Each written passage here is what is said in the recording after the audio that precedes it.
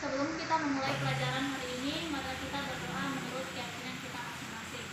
Doa dimulai.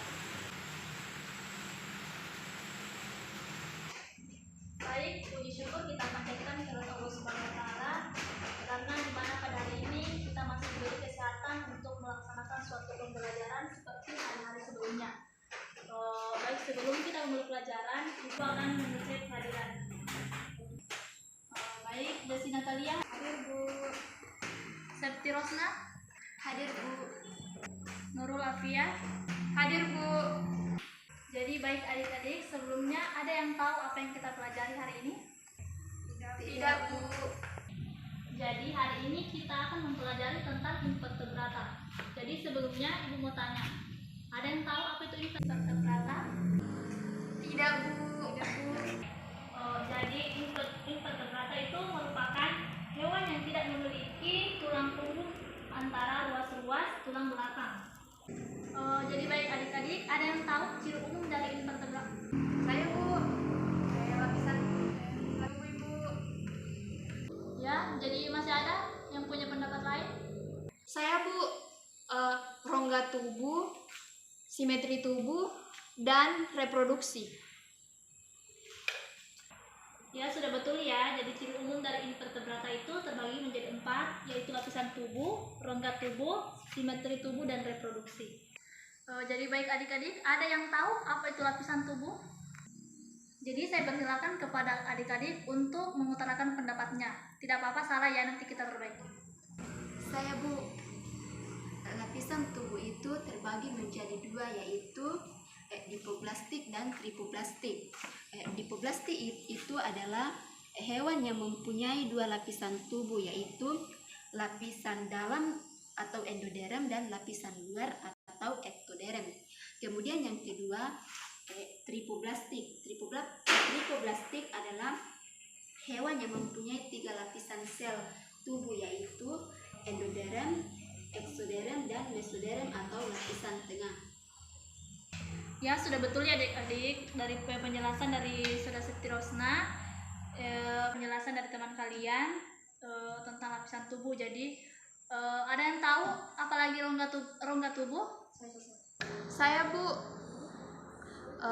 Jadi rongga tubuh terdapat pada jenis hewan yang tripoblastik, dan rongga tubuh yang dikategorikan ini menjadi 3. Yang pertama itu adalah Acelomata, yaitu hewan yang tidak mempunyai rongga antara usus dengan tubuh terluar, misalnya cacing pipih.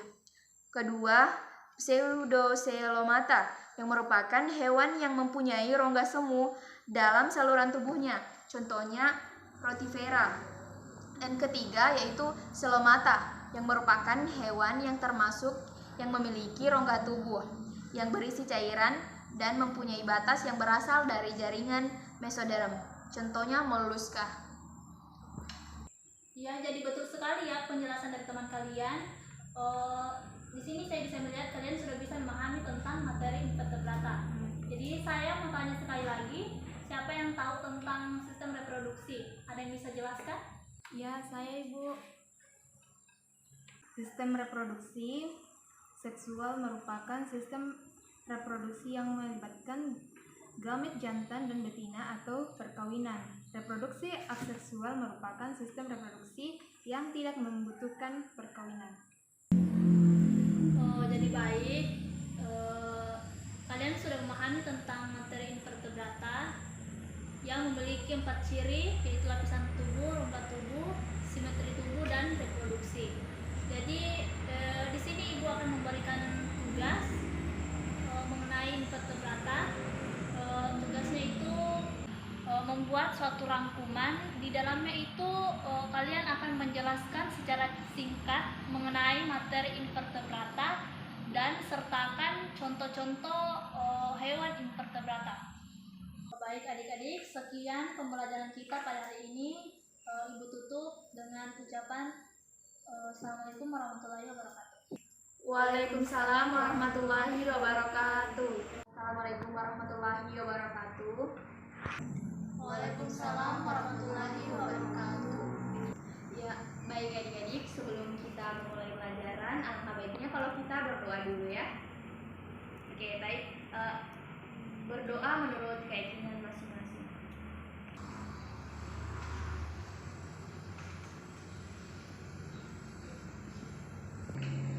Oke, alhamdulillahirrabbilalamin. Puji syukur kita panjatkan kehadirat Allah Subhanahu wa Ta'ala, karena pada hari ini kita masih diberikan kesempatan untuk melanjutkan pembelajaran seperti hari-hari sebelumnya. Oke, sebelum kita melakukan pembelajaran, Ibu akan melakukan absen. Oke, baik, langsung saja. Desi Natalia. Hadir, Bu. Septi Rosna. Hadir, Bu. Fadila. Hadir, Bu. Oke. Jadi hari ini kita akan melakukan pembelajaran dengan tema yaitu keragaman hayati.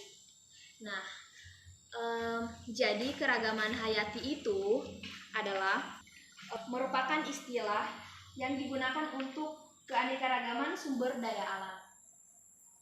Sesuai dengan tugas yang kemarin, hari ini adik-adik akan melakukan presentasi ya? Iya, Bu. Oke. Langsung saja untuk mengefisienkan waktu. Jadi saya persilahkan kepada kelompok 1 untuk melakukan presentasi. Terima kasih kepada Bu Guru yang telah memberikan kesempatan kepada kami. Di sini kami akan mempresentasikan tentang keanekaragaman hayati. Keanekaragaman hayati merupakan keanekaragaman organisme yang menunjukkan keseluruhan atau totalitas variasi. Keanekaragaman hayati menggambarkan bermacam-macam makhluk hidup. Keanekaragaman dari makhluk hidup dapat terjadi karena adanya perbedaan warna, ukuran, bentuk, jumlah, tekstur, penampilan, dan sifat. Tingkat keanekaragaman hayati. Keanekaragaman hayati terjadi dengan tingkatan mulai dari organisme yang rendah hingga tingkat organisme yang tinggi. Tingkatan tersebut ialah sebagai berikut. Yang pertama, tingkat gen, tingkat spesies, dan tingkat ekosistem. Kemudian, manfaat keanekaragaman hayati sangat penting bagi kelangsungan dan kelestarian makhluk hidup. Keanekaragaman dapat terjadi akibat proses evolusi dan adaptasi. Adapun manfaat keanekaragaman hayati diantaranya bidang pangan dan sandang. Pangan adalah salah satu hal yang wajib dilakukan seluruh makhluk hidup yang ada di bumi agar hidupnya terus berjalan. Yang kedua, bidang ekologi. Keanekaragaman hayati merupakan komponen ekosistem yang sangat penting. Misalnya pada hutan hujan tropis dengan nilai ekologis atau nilai lingkungan yang sangat berperan pada kelangsungan makhluk hidup di muka bumi ini. Kemudian bidang farmasi. Tumbuhan yang dapat dijadikan obat tumbuh sebanyak 940 jenis spesies di Indonesia dan 250 yang diantaranya menjadi obat herbal. Dan yang terakhir, pada bidang ilmu pengetahuan dan teknologi. Kekayaan aneka flora dan fauna sudah sejak lama dimanfaatkan untuk pengembangan ilmu pengetahuan. Sekian dan terima kasih, dan saya kembalikan kepada Ibu Guru dengan ucapan terima kasih. Ya, baik, terima kasih Septi Rosna atas pemaparan materinya. Jadi untuk adik-adik yang ingin bertanya terkait materi yang tadi boleh ditanyakan ya. Baik, Bu. Ya, silakan. Coba jelaskan apa itu keragaman gen. Oke, terima kasih atas pertanyaan. Saya akan menjawab, yaitu keanekaragaman gen. Keanekaragaman gen itu merupakan variasi genetik dalam satu spesies. Tingkat tersebut timbul karena setiap individu mempunyai bentuk gen yang khas. Gen adalah materi dalam kromosom makhluk hidup yang mengendalikan sifat organisme. Gen pada setiap individu, meskipun perangkat dasar unsurnya sama, tapi susunannya berbeda-beda tergantung pada masing-masing induknya. Terima kasih. Apakah Saudara Desi Natalia sudah menerima atau ada kelangkaan? Baik, terima kasih atas jawabannya. Jawabannya saya terima. Ya, baik adik-adik, betul sekali apa yang tadi dijelaskan oleh Siti Rosna, yaitu tentang keanekaragaman gen. Jadi, keanekaragaman gen itu merupakan variasi genetik yang dalam satu spesies. Tingkat tersebut timbul karena setiap individu mempunyai bentuk gen yang khas. Dalam keanekaragaman hayati ini, keanekaragamannya itu kan tidak hanya ada keanekaragaman gen, tapi ada juga keanekaragaman ekosistem, ada juga keanekaragaman jenis. Jadi keanekaragaman ekosistem itu yaitu keanekaragaman di mana semua makhluk hidup berinteraksi atau berhubungan erat dengan lingkungan tempat tinggalnya. Tidak hanya ada manusia saja, tetapi ada juga makhluk hidup lainnya. Ada juga keanekaragaman jenis, yaitu keanekaragaman yang jenisnya dijumpai keseragaman individu, tapi antar jenis dijumpai keanekaragaman individu. Oke, terkait materi tentang keanekaragaman hayati, apa ada yang ingin ditanyakan? Baik, saya Bu, apa tujuan dari keanekaragaman hayati Bu? Oke, baik. Tujuan dari keanekaragaman hayati itu adik-adik yaitu pertama menjaga keseimbangan ekosistem dan habitat hewan atau tumbuhan. Dan kedua, melindungi flora, fauna, dan lingkungan dari kerusakan dan ancaman kepunahan. Kenapa melindungi flora, fauna, dan lingkungan? Karena kan dalam hidup ini kita itu tidak bisa terlepas dari lingkungan, dari flora dan fauna. Karena makhluk hidup lainnya seperti flora dan fauna itu juga kita butuhkan dalam hidup kita. Nah, yang ketiga yaitu mempertahankan aset negara berupa potensi sumber daya hayati bagi pembangunan berkelanjutan. Ya, dimana kita tahu ya kalau sumber daya alam hayati itu sangat dibutuhkan oleh negara yang bisa menjadi sumber ekonomi negara juga. Oke, adik-adik. Jadi sekarang Ibu mau tanya, ada yang bisa menjelaskan kembali tentang apa itu keanekaragaman hayati? Saya Bu. Ya, oke, baik. Septi. Apa itu keanekaragaman hayati, Septi? Keanekaragaman hayati merupakan istilah yang digunakan untuk keanekaragaman sumber daya alam yang meliputi jumlah maupun frekuensi dari ekosistem, spesies. Oke, ada penjelasan lain tentang keanekaragaman hayati? Saya Bu. Keanekaragaman hayati adalah kekayaan atau bentuk kehidupan di bumi, baik tumbuhan, hewan, mikroorganisme, genetik yang dikandungnya maupun ekosistem serta proses-proses ekologi serta yang dibangun menjadi lingkungan hidup. Oke, bagus sekali ya, semuanya sudah paham tentang materi keanekaragaman hayati karena kalian sudah bisa menjelaskan tentang apa itu keanekaragaman hayati. Oke, jadi sekian pertemuan kita hari ini. Nah, sebelum menutup pembelajaran kita hari ini, Ibu akan memberikan tugasnya yaitu, ya tolong dicatat. Tugasnya yaitu berikan 2 contoh dari masing-masing keanekaragaman yang tadi dijelaskan.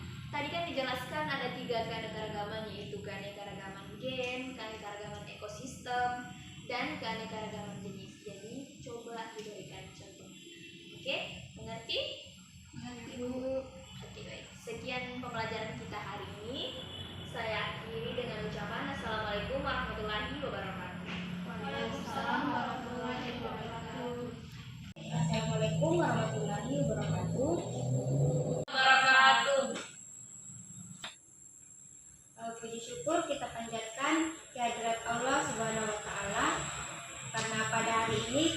masih diberi kesempatan untuk melaksanakan pembelajaran pada hari ini.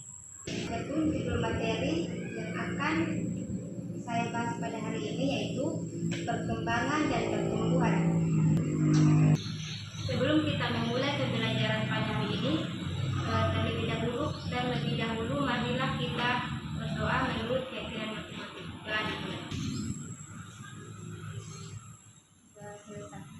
Oke, sebelum kita mulai pembelajaran, Ibu absen dulu ya.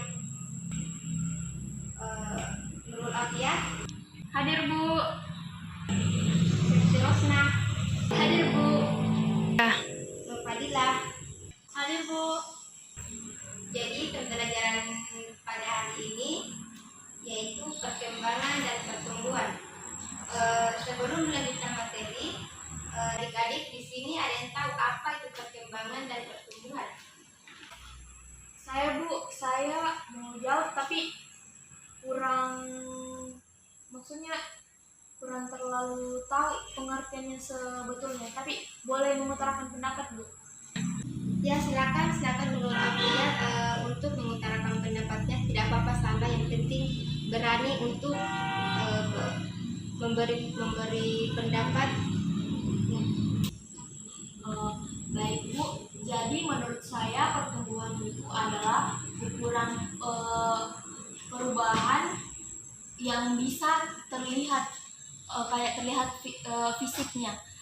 Kalau perkembangan itu adalah perubahan yang tidak terlihat, misalkan perkembangan kayak pemikirannya Bu. Jadi itu kan pemikirannya berkembang semakin baik, itu kan tidak terlihat. Kalau pertumbuhan kayak secara fisiknya, kayak tinggi badannya Bu. Menurut saya seperti itu. Baik, terima kasih. Ya betul sekali Nurul Afia. Ya sedikit Ibu jelaskan apa itu perkembangan dan pertumbuhan. Di sini pertumbuhan adalah suatu proses yang disertai dengan pertambahan berat, besar dan tinggi, atau dapat dikatakan juga sebagai pertumbuhan yang dimulai dari saat masih berada di dalam kandungan ibu hingga tumbuh besar atau dewasa. Nah, perkembangan adalah perubahan percakapan, kematangan fisik, emosi dan pikiran menuju dewasa. Kepada adik-adik sekalian, ada yang tahu tahap pertumbuhan manusia? Saya Bu. Tahap pertumbuhan manusia itu yang pertama fase prenatal atau dalam kandungan, kemudian fase bayi. Itu yang saya tahu Bu. Ya betul sekali Siti Rosna. Apakah ada yang ingin menambahkan? Saya Bu, jadi selain fase prenatal atau dalam kandungan, ada juga fase bayi, fase kanak-kanak awal, fase kanak-kanak tengah, dan fase akhir. Ada juga fase remaja, fase dewasa muda, fase dewasa tengah, dan lansia. Nah, betul sekali Nurul Afia. Di sini ada yang bisa menjelaskan salah satu fase-fase tersebut. Ya, silahkan mengutarakan pendapatnya. Tidak apa-apa salah, yang penting berani untuk mengutarakan pendapatnya. Saya Bu. Fase prenatal atau dalam kandungan itu yaitu periode di antara pembuahan dan kelamin. Saya juga Bu,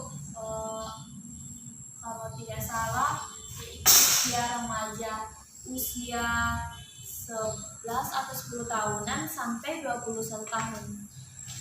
Sebenarnya sudah benar ya, tapi masih ada yang perlu diperbaiki dalam penjelasannya.